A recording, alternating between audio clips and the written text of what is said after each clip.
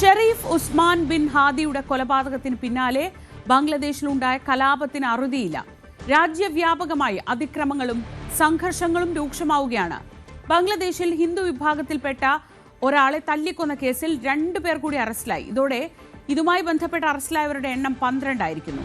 അതേസമയം ഡൽഹിയിലെ ബംഗ്ലാദേശ് നയതന്ത്ര പ്രതിനിധികളുടെ ജീവൻ ഭീഷണിയിലാണെന്ന ബംഗ്ലാദേശ് മാധ്യമ റിപ്പോർട്ടുകൾ ഇന്ത്യ തള്ളി.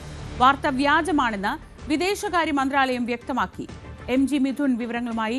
Mithun, good morning. അവിടെ ജൻസി പ്രക്ഷോഭകനായ ഹാദിയുടെ കൊലപാതകത്തിന് പിന്നാലെ വലിയ രീതിയിലുള്ള പ്രക്ഷോഭമാണ് നമ്മൾ കാണുന്നത്. പക്ഷെ അതിനിടയിൽ ഇന്ത്യയെ ആശങ്കപ്പെടുത്തുന്ന ഒരു കാര്യം, ഇന്ത്യയിലേക്കാണ് ഈ കൊലപാതകങ്ങൾ കടന്നിട്ടുള്ളത് എന്നൊരു വാർത്ത കാട്ടുതീ പോലെ പടരുകയും പ്രക്ഷോഭകരും ഒരു സർക്കാരിന്റെ ഭാഗത്തു നിന്ന് അടക്കം ആ തരത്തിലുള്ള സൂചനകൾ മാധ്യമങ്ങളിൽ അത്തരം വാർത്തകൾ വരുമ്പോൾ സ്വാഭാവികമായും അത് 2 രാജ്യങ്ങൾക്കിടയിലുള്ള ബന്ധത്തെയും ബാധിക്കും. നിലവിലെ അവസ്ഥ എന്താണ്? ഈ ഹിന്ദു യുവാവിനെ കൊന്നതുമായി ബന്ധപ്പെട്ട് ഇന്നലെ പോലീസ് പറഞ്ഞു അത് അയാൾ മതനിന്ദ നടത്തിയിട്ടില്ല എന്ന് വ്യക്തമാക്കിയിരുന്നു. നിലവിൽ അതുമായി ബന്ധപ്പെട്ട അന്വേഷണം എങ്ങനെയാണ് പുരോഗമിക്കുന്നത്?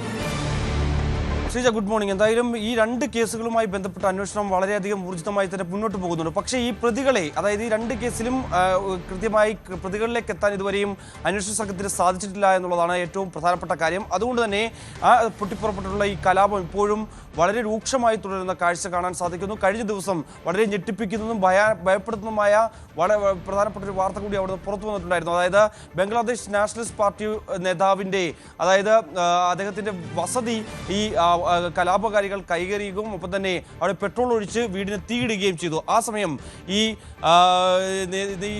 BNSന്റെ നേതാവും ഒപ്പം തന്നെ അയാളുടെ 2 മക്കളും പെൺകുട്ടികളും ഉണ്ടായിരുന്നു അതിനകത്ത്.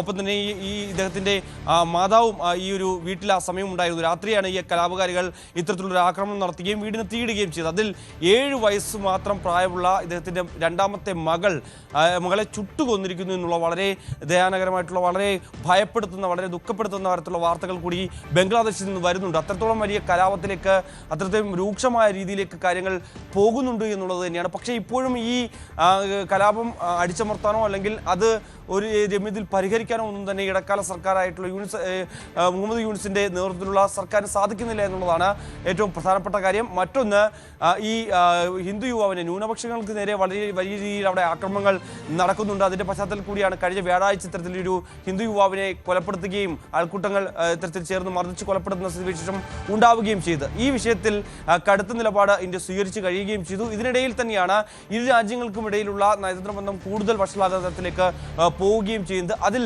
കഴിഞ്ഞ ദിവസം ചില മാധ്യമങ്ങൾ, പ്രത്യേകിച്ച് ബംഗ്ലാദേശിലെ മാധ്യമങ്ങൾ ചില വാർത്തകൾ പുറപ്പെടുവിച്ചിരുന്നു. അത് വ്യാജ വാർത്തയാണെന്ന് സ്ഥിരീകരിച്ചുകൊണ്ട് ഇന്ത്യ തന്നെ രംഗത്ത് വരികയും ചെയ്യുന്നു. അതായത് ബംഗ്ലാദേശിൻ്റെ ന്യൂഡൽഹിയിലുള്ള ഹൈക്കമ്മീഷണറെ തടഞ്ഞു വെക്കുകയും അയാളെ കൊല്ലുമെന്ന് ഭീഷണിപ്പെടുത്തുകയും ചെയ്യുന്നു എന്നുള്ളത് തന്നെയാണ്. അത് ഇത്തരത്തിൽ ഹിന്ദു പ്രവർത്തകർ, അതായത് ഈ ഹിന്ദു മതവിശ്വാസികൾ ആണ് ഇത്തരത്തിലുള്ളൊരു ആക്രമണമായി രംഗത്ത് വരികയും ഒപ്പം തന്നെ അവിടെ വലിയ കലാപ അന്തരീക്ഷം സൃഷ്ടിക്കുന്ന തരത്തിലേക്ക് കാര്യങ്ങൾ പോയി എന്ന് ചൂണ്ടിക്കാണിച്ചുകൊണ്ടായിരുന്നു ഇത്തരത്തിലുള്ളൊരു വാർത്ത പല മാധ്യമങ്ങളിലും, ബംഗ്ലാദേശിലെ മാധ്യമങ്ങളിലും പ്രചരിക്കുകയും ചെയ്ത്. അങ്ങനെയുള്ള വാർത്തകൾ അടിസ്ഥാനരഹിതമാണ്. അങ്ങനെ രീതിയിൽ ഒരു തരത്തിലുമുള്ള ഭീഷണിയോ മറ്റു കാര്യങ്ങളോ ഉണ്ടായിട്ടില്ല എന്നുകൂടി ഇന്ത്യ വ്യക്തമാക്കുകയും ചെയ്യുന്നു. അതേസമയം ബംഗ്ലാദേശിലുള്ള ഇന്ത്യയുടെ കോൺസുലേറ്റിലുള്ള ഉദ്യോഗസ്ഥരെയൊക്കെ മാറ്റി സുരക്ഷിത സ്ഥാനത്തേക്ക് മാറ്റിയിട്ടുണ്ട്. ഒപ്പം തന്നെ അവിടുത്തെ വിസ കേന്ദ്രങ്ങളടക്കം അടച്ചുപൂട്ടുന്ന സ്ഥിതിവിശേഷത്തിലേക്ക് കാര്യങ്ങൾ മാറുകയും ചെയ്തു. എന്തായാലും നിലവിൽ അതിരൂക്ഷമായി അവിടുത്തെ ആഭ്യന്തര കലാപം മാറുന്നുണ്ട് എന്നുള്ളത് തന്നെയാണ്. നമുക്കറിയാം, നേരത്തെ ഷെയ്ഖ് ഹസീനയുമായി ബന്ധപ്പെട്ട അവാമി ലീഗുമായി ബന്ധപ്പെട്ടൊക്കെ ഉയർന്നു വന്നിട്ടുള്ള പ്രശ്നങ്ങൾ, അവരെ പുറത്താക്കുന്നതിന് വേണ്ടി ഏറ്റവും മുൻപന്തിയിൽ നിന്നിട്ടുള്ള വ്യക്തി കൂടിയായിരുന്നു ഈ ഹാദി എന്ന് പറയുന്നത്. ആ ചെറുപ്പക്കാരൻ പൊടുന്നനെ ഡിസംബർ 12-ന് തലയ്ക്ക് വെടിയേറ്റ് ഗുരുതരാവസ്ഥയിലാവുകയും തുടർന്ന് അദ്ദേഹത്തെ സിംഗപ്പൂരിലേക്ക് മാറ്റുകയും ചെയ്യുന്നു. അവിടെ വെച്ചാണ് അദ്ദേഹത്തിൻ്റെ മരണം സ്ഥിരീകരിക്കുകയും ചെയ്തത്. പിന്നാലെയാണ് ഇത്തരത്തിൽ ജൻസി പ്രക്ഷോഭം എന്ന രീതിയിൽ വലിയ രീതിയിൽ കലാപത്തിലേക്ക് ബംഗ്ലാദേശ് മാറുകയും ചെയ്ത സ്ഥിതിവിശേഷത്തിലേക്ക് എത്തുകയും ചെയ്തു. എന്തായാലും ഇപ്പോഴും കലാപത്തിന് ഒരു അറുതി വരുത്താൻ ഇടക്കാല സർക്കാരിന് സാധിച്ചിട്ടില്ല. അതിനിടെ ബംഗ്ലാദേശിൻ്റെ അടുത്ത ഇലക്ഷൻ കൂടി പ്രഖ്യാപിച്ചിരിക്കുന്ന ഒരു സാഹചര്യമുണ്ട്. ഫെബ്രുവരി 12-നാണ് അവിടുത്തെ പുതിയ സർക്കാരിനെ തിരഞ്ഞെടുക്കുന്നതിന് വേണ്ടിയുള്ള തെരഞ്ഞെടുപ്പ് തീയതി പ്രഖ്യാപിക്കുകയും ചെയ്തിരിക്കുന്നത്. പക്ഷേ നിലവിലെ സാഹചര്യത്തിൽ ഏകദേശം 1.5 മാസം കൂടി മാത്രമേ സമയമുള്ളൂ എന്നുള്ളത് തന്നെയാണ്. ആ കാലയളവിനുള്ളിൽ തന്നെ ഇപ്പോൾ പൊട്ടിപ്പുറപ്പെട്ടിരിക്കുന്ന ഈ പ്രശ്നങ്ങൾ അവസാനിപ്പിക്കുന്നതിന് വേണ്ടിയുള്ള ഏതെങ്കിലും തരത്തിലുള്ള നടപടികൾ ഉടൻ കൈക്കൊണ്ടേ പറ്റൂ. ഒപ്പം തന്നെ ഷെയ്ഖ് ഹസീനെ വിട്ടു നൽകണമെന്നുള്ള ആവശ്യം വളരെയധികം ഇത്തരത്തിൽ ഇന്ത്യയുടെ ആവശ്യവുമായി ബംഗ്ലാദേശ് രംഗത്ത് വരുന്നുണ്ട്. മറ്റൊന്ന്, ഈ അക്രമികൾ, അതായത് ഈ ഹാദിയെ കൊലപ്പെടുത്തിയതും ഒപ്പം തന്നെ ഈ പറയുന്ന ഹിന്ദു യുവാവിനെ കൊലപ്പെടുത്തിയിട്ടുള്ള ആക്രമണങ്ങളൊക്കെ ഇന്ത്യയിലേക്ക് കടന്നിട്ടുണ്ട് എന്നുള്ള ചില ആരോപണങ്ങളാണ് ബംഗ്ലാദേശിന്റെ ഭാഗത്തു നിന്ന് വരുന്നത്. പക്ഷേ എന്തായാലും കൃത്യമായ മറുപടി വിദേശകാര്യ മന്ത്രാലയത്തിന്റെ ഭാഗത്തു നിന്നുണ്ട്. അങ്ങനെ ആരെങ്കിലും കടന്നിട്ടുണ്ട് എങ്കിൽ അത് കൃത്യമായി അവരെ നിയമത്തിന് മുന്നിലേക്ക് കൊണ്ടുവരാനുള്ള അതിൻ്റെ ഏത് സഹായവും ഇന്ത്യ വാഗ്ദാനം ചെയ്യുന്നുണ്ട്. പക്ഷേ നിലവിലെ സാഹചര്യത്തിൽ അങ്ങനെ ഒരു സാധ്യതയില്ല, അങ്ങനെ ഒരു കടന്നുകയറ്റം ഉണ്ടായിട്ടില്ല എന്ന് തന്നെയാണ് ഇന്ത്യ ഉറച്ചു നിൽക്കുകയും ചെയ്യുന്നത് ഈ ഒരു വിഷയത്തിൽ എന്നുള്ളത് തന്നെയാണ്.